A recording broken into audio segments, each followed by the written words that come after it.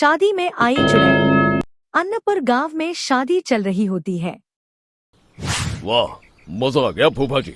शादी में क्या खाना बना है, बाराती तो उंगलियां चाटते रह जाएंगे। हाँ, तुमने सही कहा, पनीर की सब्जी का तो कोई जवाब ही नहीं।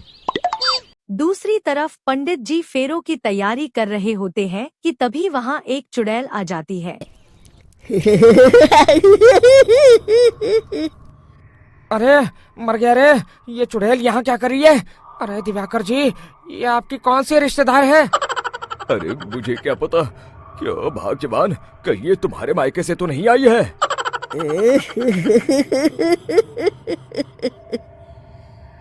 तुम लोगों की इस गांव में बारात लाने की हिम्मत कैसे हुई? मेरे रहते इस गांव में किसी की शादी नहीं हो सकती। अब तुम लोग देखो मैं क्या करती हूँ। अरे मर गया रे, मैंने सुना है ये जबान की पक्की है। भागो रे भागो, वरना ये चुड़ैल किसी को नहीं छोड़ेगी। हाँ, तुम सही कहते हो मोहन भाई, यहाँ से भाग लेने में ही हम सबकी भलाई है। देखते ही देखते शादी के मंडप में भगदड़ मच जाती है और चुड़ैल सब कुछ उजाड़ कर रख देती है। फिर एक दिन मोहन की शादी तय हो जाती है। अरे भाई, अगले हफ्ते मेरी शादी तय हो गई है, लेकिन इस चुड़ैल की दहशत के मारे तो मेरे हाथ पैर कांप रहे हैं। अरे मोहन, तुम्हारा दिमाग तो खराब नहीं हो गया? तुम अपने साथ साथ हम सब गांव वालों को भी बलि का बकरा बनाना चाहते हो? उस चुड़ैल के रहते तुमने अपनी शादी के बारे में सोच भी कैसे लिया? देखो गोपाल, डर तो मुझे भी लग रहा है, लेकिन उस चुड़ैल के डर से मैं जिंदगी भर कुंवारा तो नहीं रह सकता। तभी वहाँ मोहन के होने वाले ससुर आ जाते हैं। अरे ससुर जी आप?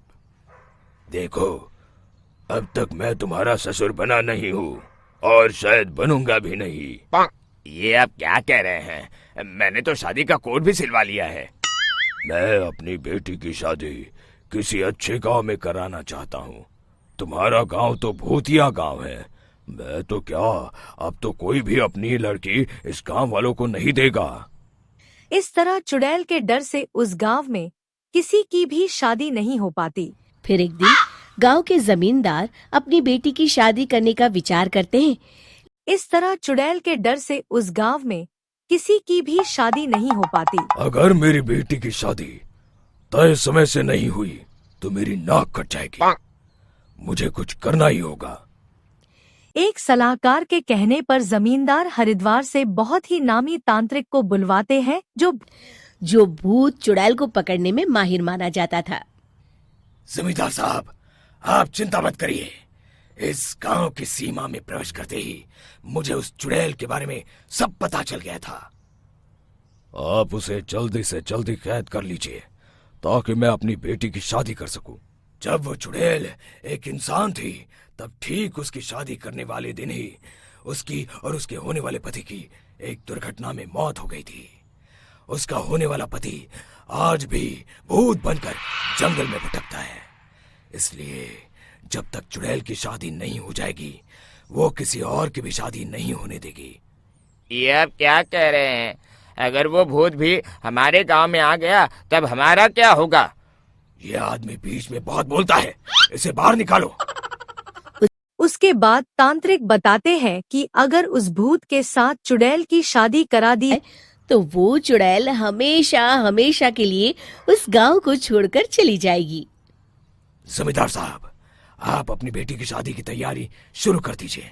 मैं कुछ गांव वालों को अपने साथ लेकर उस भूत को ढूंढने जंगल की ओर जाता हूँ। इस तरह जमींदार निश्चिंत होकर अपने बेटी की शादी करवाने लगते हैं, लेकिन तभी वहाँ चुड़ैल आ जाती है। मैंने तुम गांव वालों को समझाया था ना कि इस गांव में कभी कोई शादी नहीं करेगा। लगता है तुम लोग मुझे हल्के में ले रहे हो। चुड़ैल जमींदार की बेटी को उठा लेती है।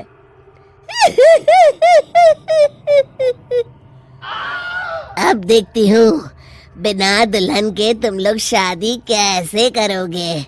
मैं इसे अपने साथ ले जा रही हूँ। छोड़ मुझे, पिताजी मुझे बचाइए। अरे कोई मेरी बेटी को बचाओ।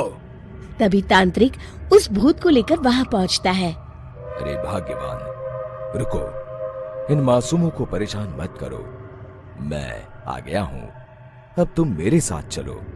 चुड़ैल बहुत खुश हो जाती है। आप आ गए, चलिए अब हम मंदिर में चलकर शादी कर लेते हैं। अरे अरे अरे अरे, ये क्या कह रही हो? मंदिर में जाके दोबारा मरना है क्या? चलो, आज से हम जंगल में रहेंगे। चुड़ैल चली गई, अब मेरी शादी हो जाएगी। इस तरह सभी गांव वाले खुशी से झूमने लगते हैं।